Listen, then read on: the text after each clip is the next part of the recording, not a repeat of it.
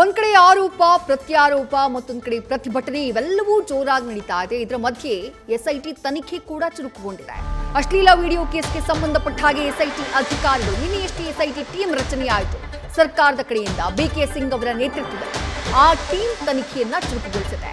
SIT ಅಧಿಕಾರಿಗಳ ಮುಂದೆ 5 ಸಂತ್ರಸ್ತೆಯರು ಹಾಜರಾಗಿದ್ದಾರೆ. SP Seema Latkar ಮುಂದೆ 5 ಸಂತ್ರಸ್ತೆಯರು ಹಾಜರಾಗಿ ಮಾಹಿತಿಯನ್ನ ನೀಡಿದ್ದಾರೆ. ಗುರುತು ಪತ್ತೆಯಾದ ಸಂತ್ರಸ್ತೆಯರನ್ನ ಸಿಐಡಿ ಕಚೇರಿಗೆ ಕರೆಸಿದೆ ಎಸ್ಐಟಿ ಟೀಮ್. ಸಂತ್ರಸ್ತೆಯರಿಂದ ಹಲವು ಪ್ರಶ್ನೆಗಳಿಗೆ ಉತ್ತರವನ್ನ ಅಧಿಕಾರಿಗಳು ಪಡ್ಕೊಂಡಿದ್ದಾರೆ ಅನ್ನುವಂತಹ ಮಾಹಿತಿ.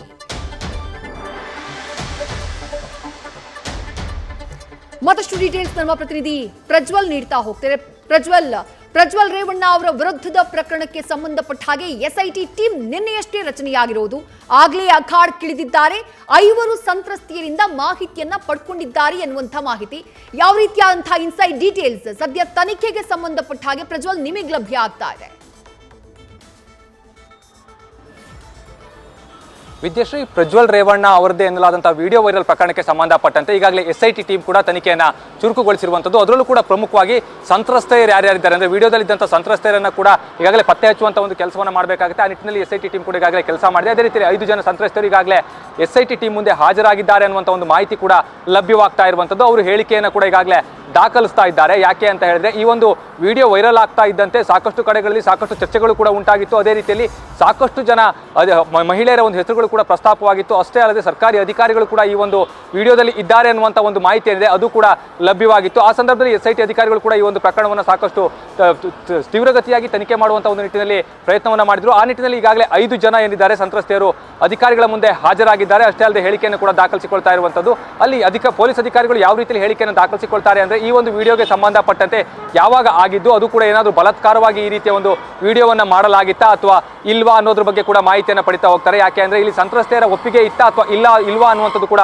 ಪ್ರಮುಖವಾಗ್ತಾ ಹೋಗುತ್ತೆ. ವಿಡಿಯೋವನ್ನು ನೋಡಿದಂತಹ ಸಂದರ್ಭದಲ್ಲಿ ಸಂತ್ರಸ್ತೆಯರ ಒಪ್ಪಿಗೆ ಇಲ್ಲ ಅನ್ನೋದನ್ನ ಕೂಡ ಹೇಳಲಿಕ್ಕೆ ಸಾಧ್ಯವಾಗೋದಿಲ್ಲ. ಆ ಒಂದು ರೀತಿಯಲ್ಲಿ ಈ ಒಂದು ಪ್ರಶ್ನೆಯನ್ನು ಕೂಡ ಕೇಳಬೇಕಾಗುತ್ತೆ. ಆ ಒಂದು ಪ್ರಶ್ನೆಯನ್ನು ಕೂಡ ಕೇಳುವಂತ ಒಂದು ಕೆಲಸವನ್ನು ಅಧಿಕಾರಿಗಳು ಮಾಡ್ತಾ ಹೋಗ್ತಾರೆ. ಅದ್ರ ಬಗ್ಗೆಯೂ ಕೂಡ ಅವರು ಉತ್ತರವನ್ನ ಕೊಡಬೇಕಾಗುತ್ತೆ. ಅಷ್ಟೇ ಅಲ್ಲದೆ ಈ ಒಂದು ಈ ಪ್ರಕರಣವನ್ನು ಗಮನಿಸ್ತಾ ಹೋದ್ರೆ ಸಂತ್ರಸ್ತೆಯರು ದೂರು ಕೊಟ್ಟರೆ ಮಾತ್ರ ಇಲ್ಲಿ ದೂರನ್ನು ದಾಖಲಿಸಿಕೊಳ್ಳಬಹುದೇ ಹೊರತು ಸಂತ್ರಸ್ತೆಯರು ದೂರನ್ನು ಕೊಡದೇ ಇದ್ರೆ ಯಾವುದೇ ಕಾರಣಕ್ಕೂ ಕೂಡ ದಾಖಲಿಸಿಕೊಳ್ಳಲಿಕ್ಕೆ ಸಾಧ್ಯವಾಗೋದಿಲ್ಲ. FIR ಮಾಡಲಿಕ್ಕೂ ಕೂಡ ಸಾಧ್ಯವಾಗೋದಿಲ್ಲ. ಸಂತ್ರಸ್ತೆಯರು ಯಾವ ರೀತಿಯ ಒಂದು ಹೇಳಿಕೆಯನ್ನು ಕೊಡ್ತಾರೆ ಅನ್ನೋದರ ಆಧಾರದ ಮೇಲೆಯೇ ಈ ಒಂದು ಪ್ರಕರಣಕ್ಕೆ ಸಂಬಂಧಪಟ್ಟಂತೆ ಮುಂದಿನ ತನಿಖೆ ಕೂಡ ನಡಿಬೇಕಾಗುತ್ತೆ. ಅಷ್ಟೇ ಅಲ್ಲದೆ ಸಂತ್ರಸ್ತೆಯರು ಈಗ ಅಂದ್ರೆ ಈ ಒಂದೊಮ್ಮೆ ದೂರನ್ನು ದಾಖಲಿಸಿದ್ರು ಅಂತ ಅಂದುಕೊಂಡ್ರು ಕೂಡ ಈ ಒಂದು ಘಟನೆ ನಡೆದಿದ್ದು ಯಾವಾಗ, ಹೇಗೆ, ಎಲ್ಲಿ, ಅದೇ ರೀತಿಯಲ್ಲಿ ಟೆಕ್ನಿಕಲ್ ಎವಿಡೆನ್ಸ್ ಅನ್ನು ಕೂಡ ಇಲ್ಲಿ ಕಲೆ ಹಾಕಬೇಕಾಗುತ್ತೆ. ಅಷ್ಟೇ ಅಲ್ಲದೆ ಇದು ಸಾಕಷ್ಟು ದಿನಗಳ ಹಿಂದೆ ನಡೆದಿದ್ದೇ ಆಗಿದೆ. ಆ ಒಂದು ಟೆಕ್ನಿಕಲ್ ಎವಿಡೆನ್ಸ್ ಅನ್ನು ಕಲೆ ಹಾಕುವಂಥದ್ದು ಕೂಡ ಸಾಕಷ್ಟು ಕಷ್ಟವಾಗುತ್ತಾ ಹೋಗುತ್ತೆ. ಆ ಒಂದು ನಿಟ್ಟಿನಲ್ಲೂ ಕೂಡ ಪೊಲೀಸರು ತನಿಖೆಯನ್ನು ಮಾಡಬೇಕಾಗುತ್ತೆ. ಈಗ ಸಂತ್ರಸ್ತೆಯರು ಯಾವ ರೀತಿಯ ಒಂದು ಹೇಳಿಕೆಯನ್ನು ಕೊಡ್ತಾರೆ ಅನ್ನೋದು ಕೂಡ ಇಲ್ಲಿ ಪ್ರಮುಖ ಅಂಶವಾಗ್ತಾ ಇರುವಂಥದ್ದು. ಯಾಕೆ ಅಂದ್ರೆ ಸಂತ್ರಸ್ತೆಯರು ಒಂದೊಮ್ಮೆ ದೂರನ್ನು ಕೊಡ್ತೀವಿ ಅನ್ನೋದನ್ನ ಏನಾದರೂ ಹೇಳಿದ್ರೆ ಖಂಡಿತವಾಗಿಯೂ ಕೂಡ ಇದು ಪ್ರಕರಣ ಏನಿದೆ ಇದು ಸಾಕಷ್ಟು ದೊಡ್ಡದಾಗ್ತಾ ಹೋಗುತ್ತೆ. ಅಷ್ಟೇ ರೀತಿಯಲ್ಲಿ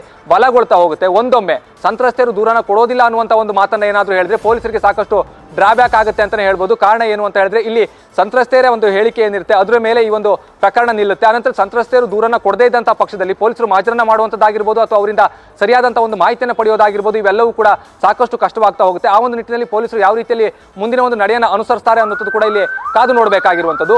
ಇನ್ನೊಂದು ಕಡೆಯಲ್ಲಿ ಈ ಒಂದು ವಿಡಿಯೋದಲ್ಲಿ ಏನಿದೆ ವಿಡಿಯೋವನ್ನ ನೋಡ್ತಾ ಹೋದಂತಹ ಸಂದರ್ಭದಲ್ಲೂ ಕೂಡ ಸಾಕಷ್ಟು ಅನುಮಾನಗಳಿಗೆ ಕಾರಣವಾಗ್ತಾ ಇರುವಂಥದ್ದು. ಕಾರಣ ಏನು ಅಂತ ಹೇಳಿದ್ರೆ ಇದನ್ನ ಹಂಚಿದಂಥವ್ರು ಯಾರು, ಈ ಒಂದು ವಿಡಿಯೋ ಯಾವ ರೀತಿಯಲ್ಲಿ ಅವರಿಗೆ ಲಭ್ಯವಾಯಿತು, ಇವೆಲ್ಲದರ ಬಗ್ಗೆ ಕೂಡ ಪೊಲೀಸರು ತನಿಖೆಯನ್ನು ನಡೆಸ್ತಾ ಇರುವಂಥದ್ದು. ಕಾರಣ ಏನು ಅಂತ ಹೇಳಿದ್ರೆ ಈ ರೀತಿಯ ಒಂದು ಪ್ರಕರಣಗಳು ದಾಖಲಾದಂತಹ ಸಂದರ್ಭದಲ್ಲಿ ಮೊದಲಿಗೆ ವಿಡಿಯೋ ಎಲ್ಲಿಂದ ಬಂತು, ಯಾವ ರೀತಿಯಲ್ಲಿ ಅವರು ವಿಡಿಯೋವನ್ನು ಕಲೆಕ್ಟ್ ಮಾಡಿದ್ರು, ಹಾಗೆ ಆ ವಿಡಿಯೋವನ್ನು ಹಂಚಿದವರು ಯಾರು ಅನ್ನೋದ್ರ ಬಗ್ಗೆ ಕೂಡ ಒಂದು ಮಾಹಿತಿಯನ್ನು ಕಲೆ ಹಾಕಬೇಕಾಗುತ್ತೆ. ಅಷ್ಟೇ ಅಲ್ಲದೆ ಈ ಒಂದು ವಿಡಿಯೋವನ್ನು ಯಾವ ಒಂದು ಮೊಬೈಲ್ನಲ್ಲಿ ಚಿತ್ರೀಕರಣ ಮಾಡಲಾಗಿದೆ ಅನ್ನೋದನ್ನು ಕೂಡ ಇಲ್ಲಿ ಗಮನಿಸಬೇಕಾಗುತ್ತೆ.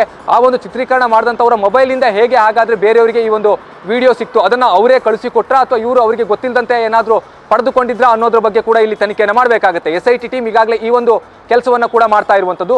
ಇನ್ನೊಂದು ಕಡೆಯಲ್ಲಿ ಈಗ ಲೈಂಗಿಕ ದೌರ್ಜನ್ಯ ಒಂದು ಕೇವಲ ಪ್ರಜ್ವಲ್ ರೇವಣ್ಣ ಅವರ ವಿರುದ್ಧದ ತನಿಖೆ ಇದಲ್ಲ. ಅಂದ್ರೆ ಪ್ರಜ್ವಲ್ ರೇವಣ್ಣ ಅವರ ವಿಡಿಯೋ ಏನ್ ವೈರಲ್ ಆಗಿದೆ, ಆ ವಿಡಿಯೋದಲ್ಲಿ ಯಾರು ಸಂತ್ರಸ್ತೆಯರು ಬಂದಿದ್ದಾರೆ ಅಂತ ಏನ್ ಹೇಳಲಾಗ್ತಾ ಇದೆ ಅವರನ್ನ ಕರೆಸಿ ಕೇವಲ ಆ ಆಂಗಲ್ಗೆ ಈ ತನಿಖೆಯನ್ನ ಸೀಮಿತಗೊಳಿಸೋದಿಲ್ಲ. ವಿಡಿಯೋ ಹುಟ್ಟಿದ್ದಲ್ಲಿಂದ, ವಿಡಿಯೋ ಶೇರ್ ಆಗಿದ್ದಲ್ಲಿಂದ ಯಾರ್ಯಾರಿಗೆ ಶೇರ್ ಆಯ್ತು, ಹೇಗೆ ಶೇರ್ ಆಯ್ತು ಅದು ಕೂಡ ಎಸ್ಐಟಿ ತನಿಖೆಯ ವ್ಯಾಪ್ತಿಗೆ ಬಂದ್ಬಿಡುತ್ತಾ ಹೇಗೆ?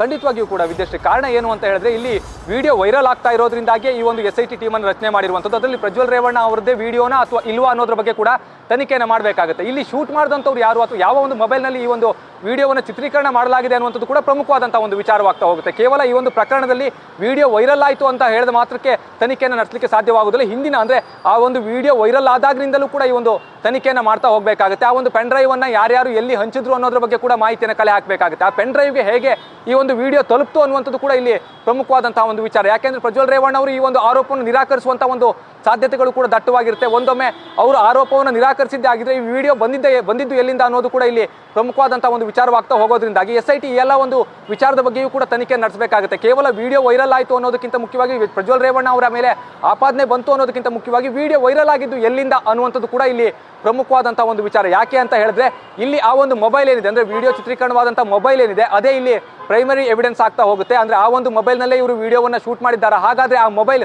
ಯಾರ ಒಂದು ಆ ಮೊಬೈಲ್ನಲ್ಲಿ ಇದ್ದಂಥ ಸಿಮ್ ಯಾವುದು, ಅದು ಯಾರ ಹೆಸರಿನಲ್ಲಿತ್ತು, ಇವೆಲ್ಲವೂ ಕೂಡ ಪ್ರಮುಖವಾದಂಥ ಒಂದು ವಿಚಾರವಾಗ್ತಾ ಹೋಗೋದ್ರಿಂದಾಗಿ ಆ ಮೊಬೈಲನ್ನು ಯಾರು ಬಳಸ್ತಾ ಇದ್ರು ಇವೆಲ್ಲದ್ರ ಬಗ್ಗೆಯೂ ಕೂಡ ಮಾಹಿತಿಯನ್ನು SIT ಟೀಮ್ ಕಲೆ ಹಾಕ್ತಾ ಬರುತ್ತೆ. ಆ ಒಂದು ಸಂದರ್ಭದಲ್ಲಿ ಯಾವ ಒಂದು ವಿಚಾರಗಳು ಅಂಶಗಳು ಬೆಳಕಿಗೆ ಬರುತ್ತೋ ಅದರ ಮೇಲೆ ಕೂಡ ತನಿಖೆಯನ್ನು ಕೈಗೊಳ್ಳಬೇಕಾಗುತ್ತೆ. ಯಾಕೆ ಅಂತ ಹೇಳಿದ್ರೆ ಇಲ್ಲಿ ಪ್ರಜ್ವಲ್ ರೇವಣ್ಣ ಅವರೇ ವಿಡಿಯೋವನ್ನು ಶೂಟ್ ಮಾಡಿದ್ದಾರೆ ಅನ್ನುವಂಥ ಆರೋಪಗಳನ್ನು ಕೂಡ ಕೆಲವರು ಮಾಡ್ತಾ ಇರುವಂಥದ್ದು.